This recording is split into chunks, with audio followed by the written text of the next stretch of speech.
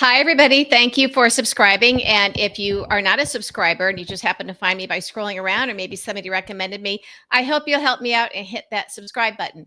So, congratulations to everybody who took part in the No Kings Day protest yesterday. I should have been there, but I was having lunch with my almost 94-year-old father, for Father's Day weekend. So I have a good excuse. Um, but I'm so proud of everybody who went out there. And I'm looking at the pictures. It looks like so far the latest count is 12.1 million people took part in these. Now there's this 3.5% rule. For those of you that subscribe to my podcast over on Patreon, by the same name as this on my YouTube, Politics with Sherry Jacobus, you'll notice that I had Malcolm Nance on this week, and he talked about this rule that if you get a certain percentage of the population out there to protest, you have reached some kind of a tipping point where it will work. It has worked against Putin in certain areas. So Trump is still lying about the number of people that were at his very failed authoritarian so-called birthday parade.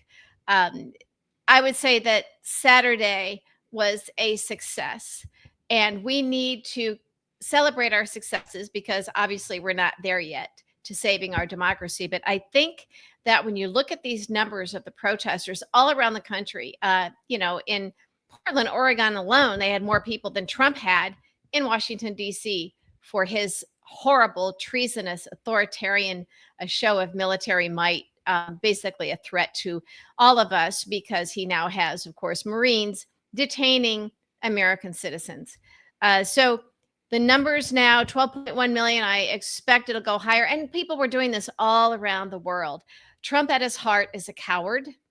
He's not bright. He is easily intimidated and insecure, of course. He's a criminal, a thug. And I'm sure this affected him greatly. The only question is, who will he blame? Biden? Zelensky? Pete Hegseth? Who is he going to take this out on?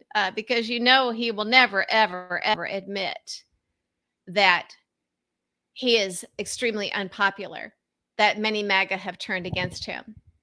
And here's the thing. Because of different investigations going around and the fact that it's now really getting out there that he did not win. He didn't win in 2016.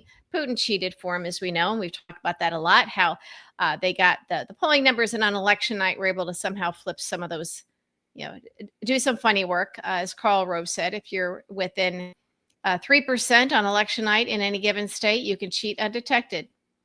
And that's what happened in 2016 and 2020. Those tactics failed because of the pandemic and all those paper mailed-in ballots. So that's why Putin and Trump needed to enlist the help of Elon Musk in 2024 and his Starlink in exchange for Elon Musk being able to create Doge and go in there just long enough to decimate and shut down agencies and departments that were investigating his many crimes and ethical lapses with regard to many of his companies. And also he needed these big contracts. The richest man in the world is also our biggest welfare queen. So it's all pretty clear what happened there. So what we saw yesterday with the emptiness of the streets in Washington, D.C. I mean, when you look at some of the video, the funniest thing is it's so quiet that you can hear the squeak, squeak, squeak of the tanks going by slowly. I mean, absolutely hilarious and sad, clearly. Just big empty spaces. There were more porta potties, gender neutral porta potties there for Trump's failed birthday parade. Then there were people. There were more soldiers in the streets with these tanks and marching than there were people. There's just no other way to say it. Trump is a failure. And now he knows it and the world knows it. Now he can lie and do like the Sean Spicer thing, the biggest crowds in history, period. It won't work. It won't work. So they'll just come up with excuses and blame and that sort of thing. And we now know that there are a lot of military personnel who are disturbed by what they're being asked to do. So there are outs for them. They should never be asked to do something illegal and unconstitutional. Some are loyal to Trump. That will not save them. When you are following illegal orders, you are still responsible. I was just following orders didn't work in those Nuremberg trials. They're not going to work for National Guard and Marines either. we are going to save our country and there will be accountability. So, I hope that those serving in the military understand that they didn't choose to be in the situation where they have a commander in chief who's giving them illegal orders. But this is the fight where none of us chose this fight, but this is the fight we're in. And we each need to stand up in our personal lives. I mean, it's one thing if you want to protest or whatever, but if you're not doing what you can, if you're protesting anonymously, but you're making sure that your picture doesn't go on social media, um, if you're not doing it in your own personal life where it matters, where you can have an impact, you're not really protesting. You're trying to have it both ways. You're hoping you're leaving the dirty work to somebody else. So, like I said, it's a bad position to be in, but none of us chose this fight. It is the fight we are in.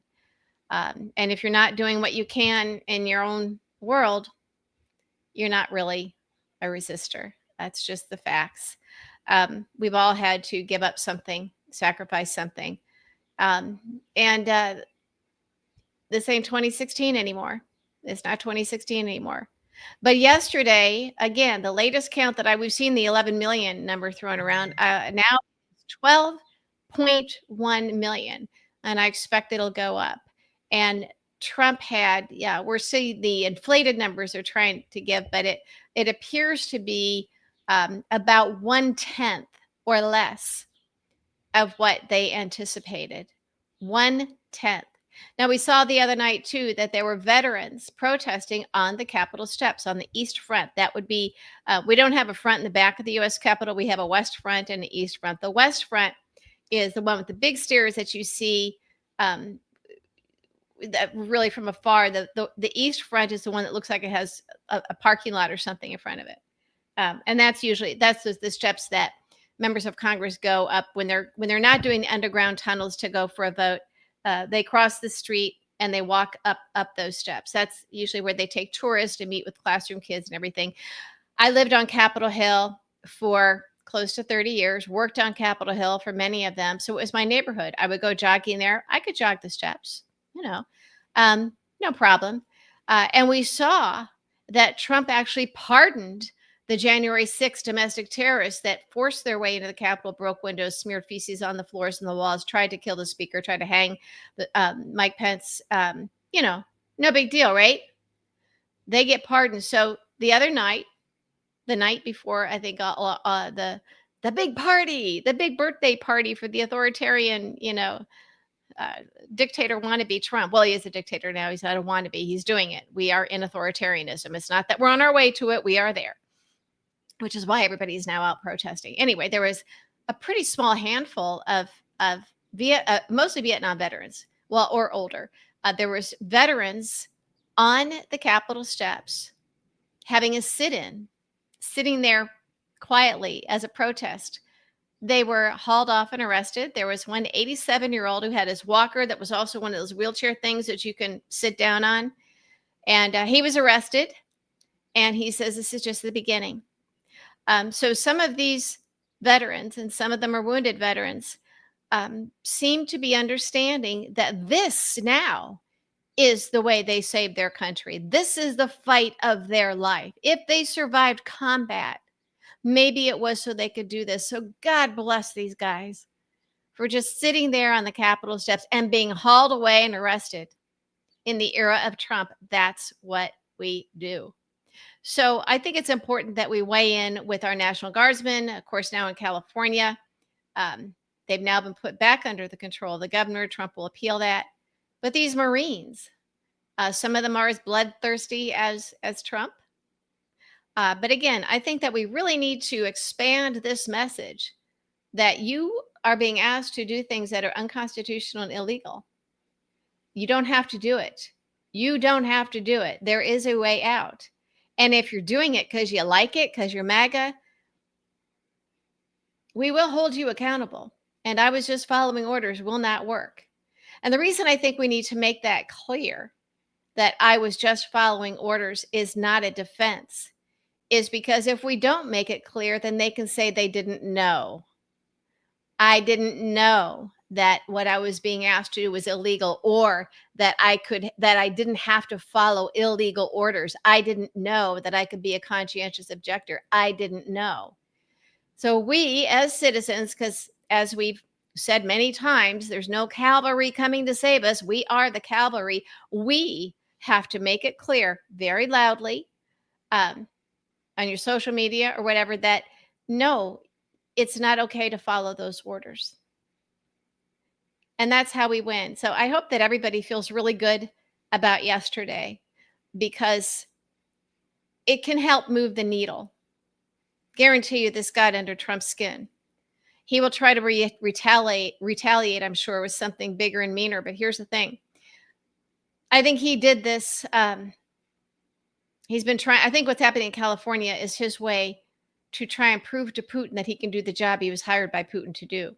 Remember, this so-called, making up with Elon Musk. I think they've decided to maybe give him another chance, but they were putting him on notice because Musk just all of a sudden decided that, oh yes, the budget bill is not good. Come on, he didn't care about that.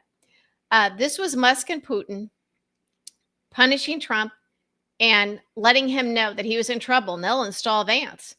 They'll get rid of Trump and install Vance. They put Trump in office, they'll take him out, because Trump did not know about the Ukrainian drone attack, that it was being planned, because President Zelensky was smart enough to know that Trump works for Putin and is not an ally. The only thing Putin cares about is Ukraine. The only reason Trump is president is because Putin installed him because of Ukraine. He needs Ukraine. So Trump failed his boss, Vladimir Putin. And now Trump is trying to prove that he's strong. But here's the thing. Russian state TV is mocking Trump and his birthday dictator, authoritarian military show of force. Russian TV openly mocking Donald Trump for his failed, pathetic, unbelievably horrible birthday parade. Think about that. So Trump is failing on a number of fronts. And that's the good news. That's the good news. So let's look at yesterday as a start. Not, oh, well, we did that. We hit that magic number where they say you can topple dictatorships. No, we have to do it repeatedly, and we will. And we will. I love it. I'm gonna feel good about every little victory that we can get. And I love that the veterans were out there. These older veterans were out there with a sit-in. What I had hoped happened yesterday did not. I was hoping that a good portion of our military that were forced to march for Trump's birthday parade, authoritarian parade, I was hoping that when they got in front of the grandstand where Trump was, that there would be enough of them that would turn their backs on him and sit down. I really wanted that. Didn't get that, but maybe next time, right, folks? Anyway, so I feel good about yesterday. I hope you do too. At least we know we can make a difference. We are not there yet, nowhere near that, but I think everybody understands now. Everybody understands the danger of Trump. It took a while. It never should have gotten to this point, but congratulations and thank you to everybody who's out there doing this to help save our country.